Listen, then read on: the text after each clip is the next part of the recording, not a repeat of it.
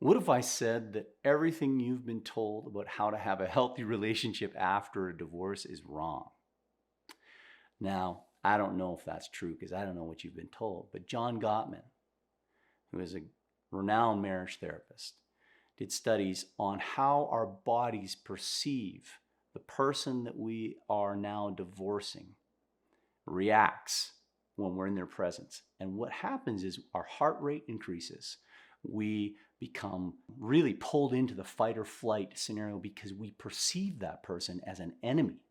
It is literally what happens. And I don't know if you've gone through a breakup like that, but I have. And I have witnessed others that go through it, right? And they'll say, you'll hear stuff like, oh, I got to go to a party and so is going to be there. And I don't want to have to be in the same room as them.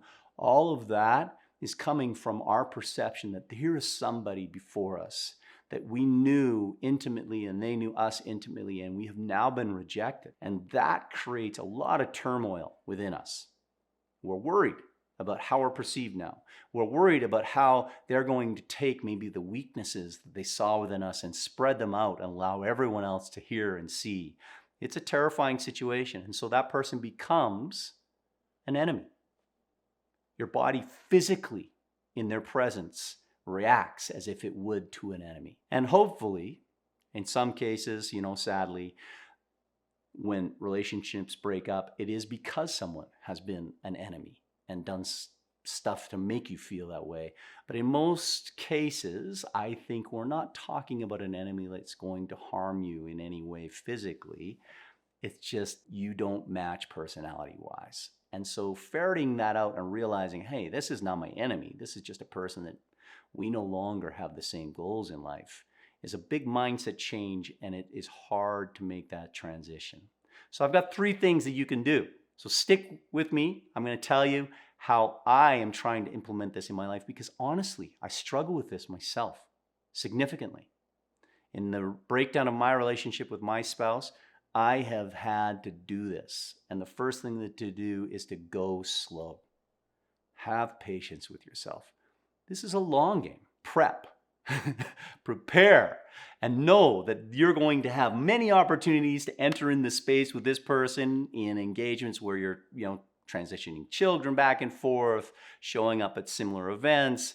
There will be interactions and it's going to be hard, and you can be patient.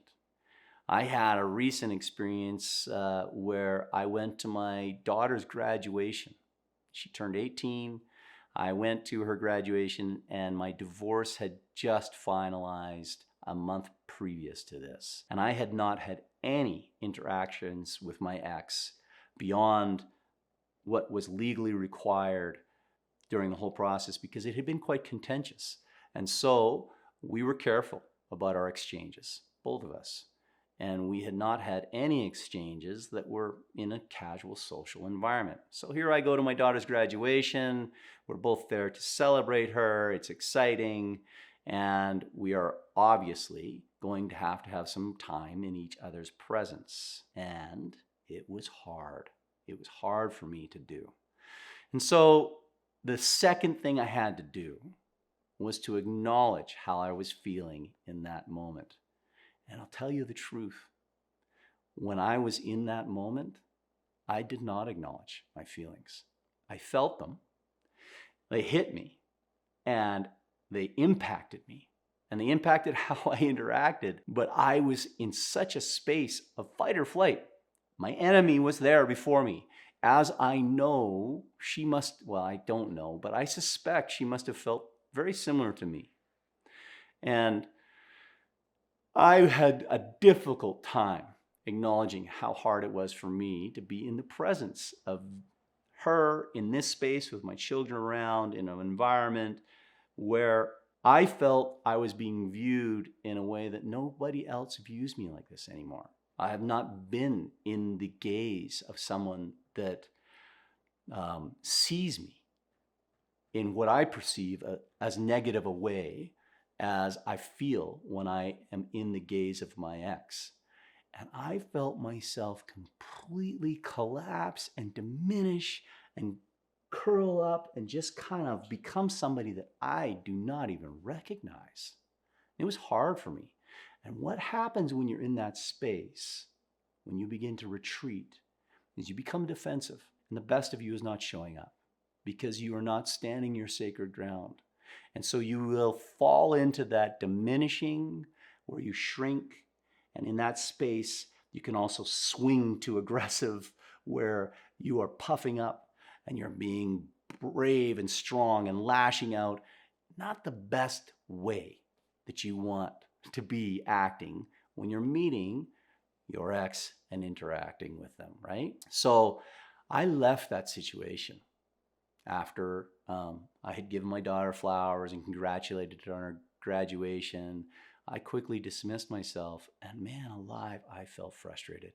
I was so upset with myself for how I showed up. I didn't feel like I had represented who I was in the presence of my ex because I had begun to feel like the judgment of her on me was so severe and hard that it was embarrassing to feel that reflected on me in the presence of my children that I love and the people that were around. And I had to, after a minute, pause and give myself care for the interaction. I didn't show up the way I wanted to.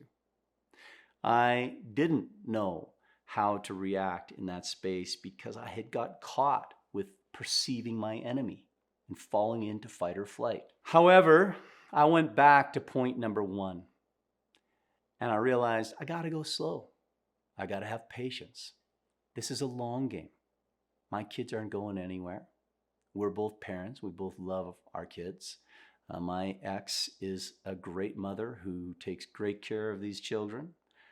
I got to look back to that, right? And then I went back through those 3 steps because I fell off the wagon, right? I fell off the wagon in the process of this, and I recognized that those feelings of anxiety, fear, trepidation, all appeared.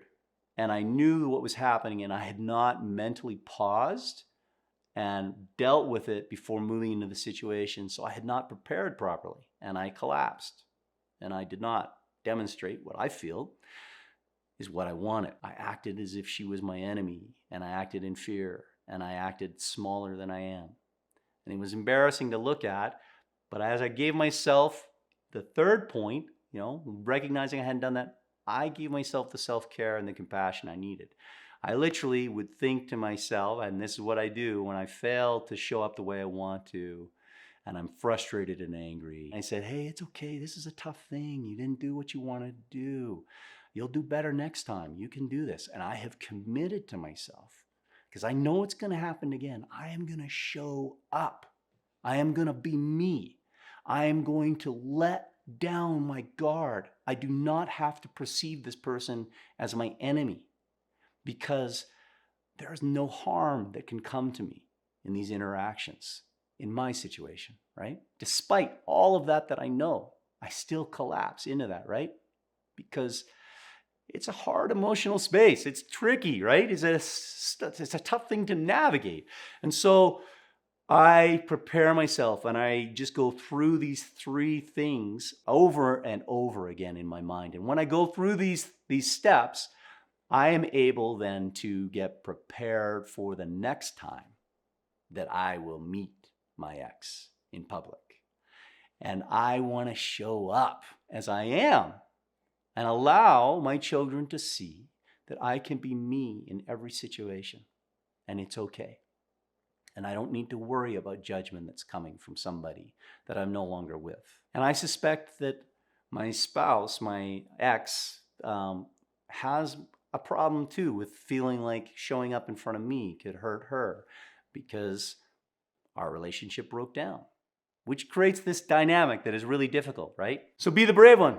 So if you follow these 3 steps and you get to the point where you're rehearsing them and moving through them, it will change your relationship with this person. It may not be healthy in the sense that maybe they'll never see you. But what is healthy is that you show up as you are, regardless of who this person is. That is healthy. It is not your job to do whatever you need to do to make this person happy and engage with you in the way that it used to be. Your job now is to show up as you are with kindness, grace, compassion, and let the rest go. And if this person can't accept that, that's not your responsibility. Your responsibility is to be yourself, to be open, to not perceive the other as the enemy. And the way you do that is by grabbing your self-worth and holding on to it and following these 3 steps. So if you have had an experience where you felt like you were able to move through this space and be successful in your relationship with your spouse, I'd love to hear what you did. And if you're struggling like I do, I'd love to hear how that's hitting you. Leave a comment for me. Let me know. I'd love to get to know what's going on. And if you want, check out this video coming up on how to be emotionally healthy in a relationship. Might help you when you're moving on to the next one, so you don't have to face this troubled building back a relationship with somebody you broke up with again. Like and subscribe. See you on the other side.